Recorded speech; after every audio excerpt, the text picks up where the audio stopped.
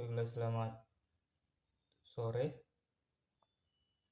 Perkenalkan, nama saya Jelly Salbok dari IT 801 Universitas Siber Asia. Di sini saya akan menganalisis yaitu mengenai UTS Sistem Pakar,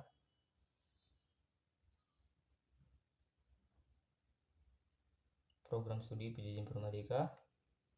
Sini kita mau saja ke pembahasannya. Di sini judul analisis yang kita buat. Di sini ada sistem pakar diagnosa penyakit gangguan tidur dengan metode forwarding berbasis web yang studi kasus UPTD Puskesmas Telaga Dewa Kota Bengkulu. Sini ada pendahuluan. Di pendahuluan ada latar belakang masalah. Pada umumnya manusia bekerja pada siang hari dan istirahat di malam hari.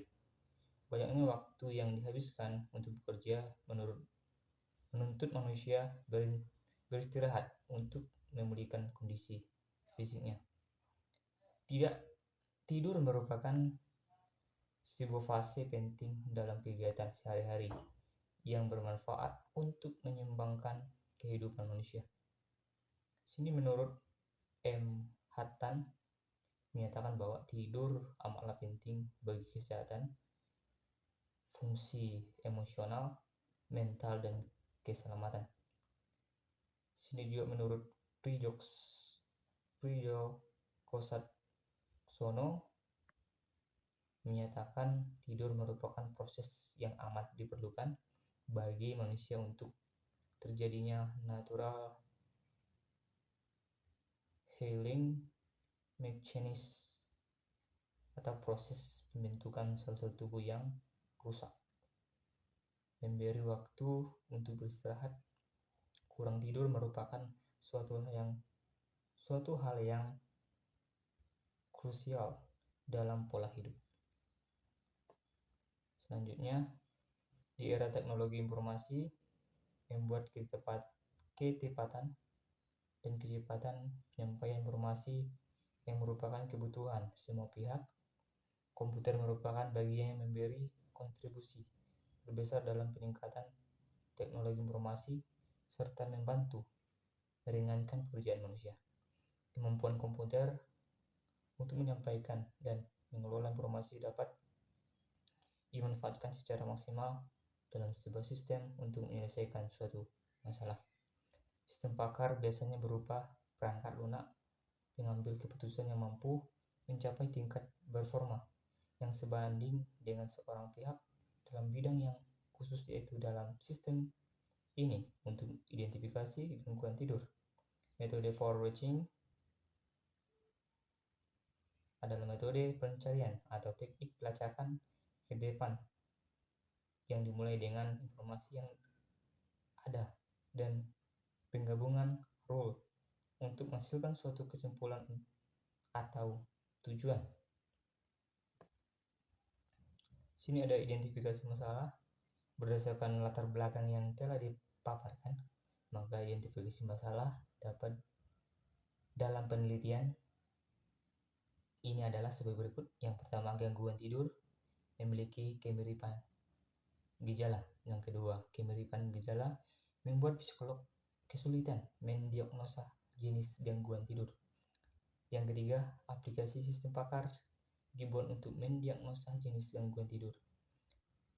Selanjutnya ada rumusan masalah berdasarkan latar belakang di atas. Maka permasalahan yang diambil adalah yang pertama, bagaimana pembuat aplikasi sistem pakar yang dapat membantu user atau pasien untuk mengetahui jenis-jenis gangguan tidur. Yang kedua, bagaimana mengaplikasikan metode forwarding pada sistem pakar untuk mendiagnosa jenis gangguan tidur.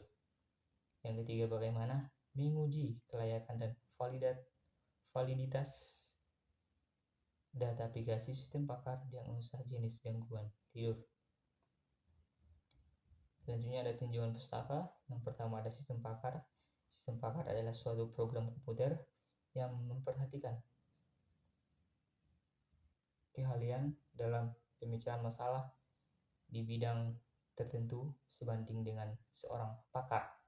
Ignacio, keahlian sistem pakar dalam memecahkan suatu masalah diperoleh dengan cara merepresentasikan pengetahuan seorang atau beberapa orang pakar dalam format tertentu dan menyimpannya dalam basis pengetahuan. Sistem pakar berbasis kaidah atau rule based expert system adalah sistem pakar yang menggunakan kaidah atau rules untuk mempresentasikan pengetahuan di dalam basis pengetahuan. Yang B, struktur sistem pakar. Komponen utama pada struktur sistem pakar meliputi basis pengetahuan, knowledge base, machine inference engine, working memory, dan antarmuka pemakai atau user interface. Selanjutnya, di sebuah sistem pakar disusun oleh dua bagian utama, yaitu yang pertama lingkungan pengembangan atau development environment. Yaitu lingkungan pengembangan sistem pakar digunakan untuk memasukkan pengetahuan pakar ke dalam lingkungan sistem pakar. Yang B, lingkungan konsultasi atau consultation environment adalah lingkungan konsultasi digunakan oleh pengguna yang bukan pakar dalam memperoleh pengetahuan. Yang KB itu metode forwarding. Ini menurut Hartati dan Iswanti. Metode forwarding adalah suatu metode pengambilan keputusan yang umum digunakan dalam sistem pakar. Proses pemecahan dengan metode forwarding perangkat dari kiri ke kanan, yaitu dari premise menuju kepada kesimpulan akhir. Metode sharing disebut data drive, yaitu pencarian dikendalikan oleh data yang diberikan. Kini ada metode penelitian dan pembahasan. Metode penelitian yang diterapkan pada penelitian ini adalah dengan pengembangan metode waterfall. Metode waterfall memiliki tahap-tahapan. Yang pertama, sini ada gambar tahapan metode waterfall. Sini ada regression, analysis and definition, system and software basic, ada implementation and unit testing, integration and system testing, yang terakhir operation and maintenance. Sini pembahasan merupakan pengumpulan data yang digunakan untuk memperoleh data yang dapat mendukung permasalahan yang akan dibahas. Metode pengumpulan data yang digunakan dalam penelitian ini antara lain yang pertama ada observasi, pengumpulan data yang dilakukan oleh penelitian, yaitu dengan melakukan pengamatan secara langsung pada objek yang diteliti. Yang kedua ada wawancara.